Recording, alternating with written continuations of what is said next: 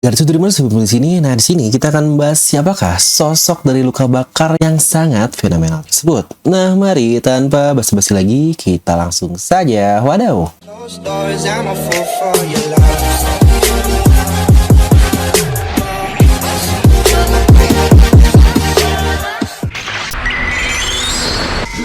Nah, dimana dengan detail lebih banyak lagi terkait sosok dengan luka bakar yang dijelaskan oleh seseorang yang lebih kredibel, yaitu bajak laut Kurohige dengan seluruh krunya yang berkata hal yang sama. Bukankah ini pasti akan menjadi hal yang sangat-sangat penting sekali? Dimana 3 kriteria penting adalah: pertama, dia memiliki luka bakar yang entah ada di mana. Lalu yang kedua, dia menggunakan kapal yang berwarna hitam pekat atau pitch black. Dan yang ketiga, dia dapat menciptakan pusaran air. Siapakah kira-kira kandidat yang cocok untuk semua kriteria yang tadi? Apakah Kong atau Gorosei seperti perkataan Shiryu dari pemerintahan dunia, atau Kuzan yang misterius? Dimana Dragon juga dari pasukan revolusioner, atau The Silhouette Man yaitu Skopper Gaban? Nah, kita akan coba membahas semua kemungkinannya. Jadi pastikan kalian tonton video ini sampai habis ya, agar tidak ada informasi yang miss dan juga setengah-setengah. Karena One Piece itu tidak masuk akal, tapi akal bisa masuk. Nah, mari tanpa basa-basi lagi, kita langsung saja. Wadaw.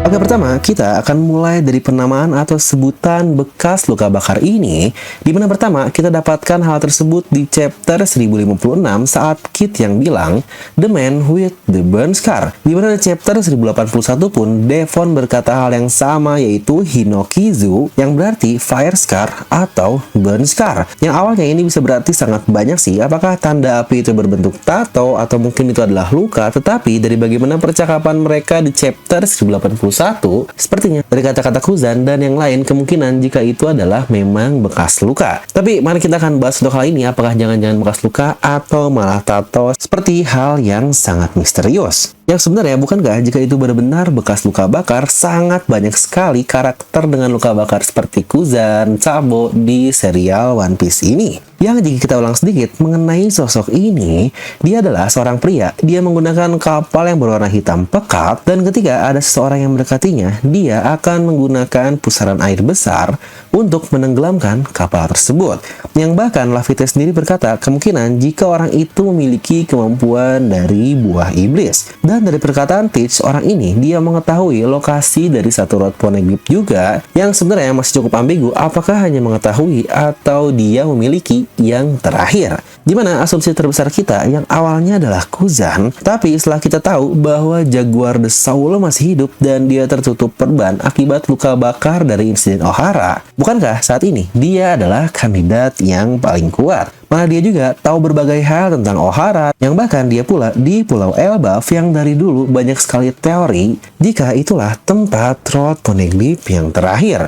Nah, tapi missnya jika ini adalah Jaguar the Saulo adalah dimana diketahui sosok luka bakar ini dia adalah seorang yang berlayar di lautan. Dan tambahan dari perkataan Fast Shot bahwa dia sudah berlayar cukup lama karena Kuzan yang masih baru tidak masuk ke nominasi mereka. Yang sejujurnya untuk Saulo ini bisa cukup dieliminasi lah, karena dia tidak terlihat yang selalu berlayar seperti bajak laut yang lain. Yang memang sebenarnya banyak sekali kemungkinan jika dia adalah karakter baru di serial ini. Tapi bukankah rasanya cukup mencurigakan jika karakter baru Oda ngapain ngasih banyak clue sejak sebutan pertama kalinya di chapter 1056 lalu? Atau bukankah jika karakter baru ya sistemnya sama aja lah seperti Kurouma, kepala investigasi yang tiba-tiba muncul tanpa memberitahu kita adanya misteri-misteri lain, dan boom, muncullah Tensei atau Kurouma, yaitu kepala investigasi. Nah, kecuali sosok ini memang sosok lama tetapi memang dia belum banyak bergerak, yang memang karakter ini sudah sangat disiapkan untuk saga terakhir. Yang dimana asumsi terkuat saya dari semua opsi tadi, walau menutup opsi luka bakar, adalah yaitu Monkey D. Dragon. Yang pertama, alasan saya cukup ragu masukkan Dragon ke opsi ini adalah karena di versi anime dan manga yang berwarna atau mungkin digital colored nih. Ingat, digital colored ini dibuat oleh Shueisha ya. Yang intinya untuk digital colored ini lebih resmi lah atau lebih terpercaya dibandingkan warna yang ada di anime. Yang bahkan di versi tersebut kita sudah mengetahui warna dari kapal Dragon yaitu rada kecoklatan lah. Nah, tapi setelah saya baca versi manganya yang hitam putih atau yang normalnya lah, yang originalnya, ternyata kapal Dragon yang bernama Wind Grandma itu digambar murni hitam. Ya benar, seperti yang terlihat di chapter 593 ini, yang padahal warna aslinya berwarna-warni, tapi di manganya benar-benar definisi full hitam. Dan setelah saya lihat lagi di berbagai chapter, ketika Wind Grandma atau kapal dragon ini muncul, lagi-lagi warnanya sama di hitam pekat. Contohlah di chapter 587 ini pun, saat flashback dari Ace, Sabo, dan Luffy, terlihat kapal dragon benar-benar digambar semuanya hitam pekat atau pitch black sesuai deskripsi dari Laffy.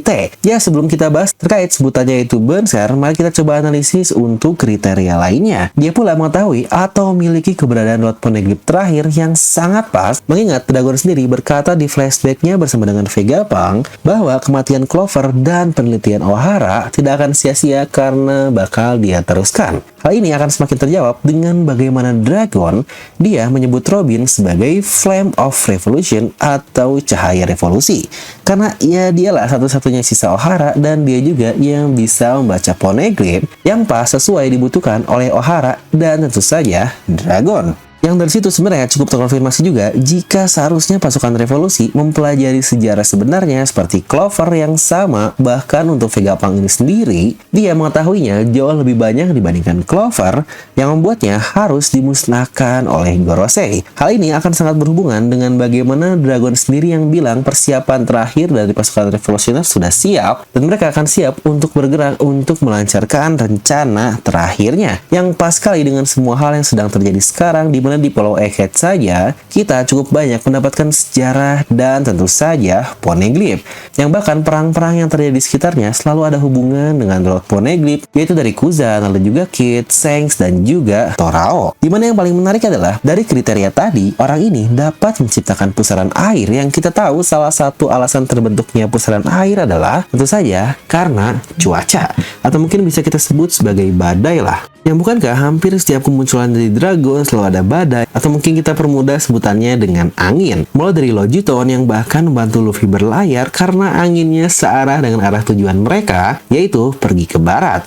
Lalu juga di chapter 587, ketika dia menciptakan area buat pengemis Goala agar bisa kabur, dan terakhir di chapter 794, saat dia menolong Sabo di tengah lautan yang sangat aneh sekali. Dan jika kalian perhatikan, coba lihat bagaimana Dragon kembali ke kapal yang seakan-akan sebelumnya dia berubah dari angin, yang sebenarnya sangat memungkinkan jika Dragon adalah pemakan buah iblis Logia, yaitu Kaze Kazenomi yang berarti angin. Ya, kalau memang ada kemungkinan juga untuk mythical Zoan angin dan yang lain-lain, yang tahu bukankah pas juga dimana kapalnya sendiri bernama Wind Grandma. Jadi semua rumor tentang angin masih sangat masuk akal untuk satu karakter Dragon ini. Oh ya, menghubungkannya dengan Roger yang selamat dari itu bukanlah pusaran air ya, tetapi terbentuknya badai besar. Yang sebenarnya pas juga sih, Dragon sebagai sosok D yang akan mendatangkan badai yang ada hubungan dengan Dragon juga. Nah, lalu kira-kira bagaimana dengan luka bakar di Dragon ini?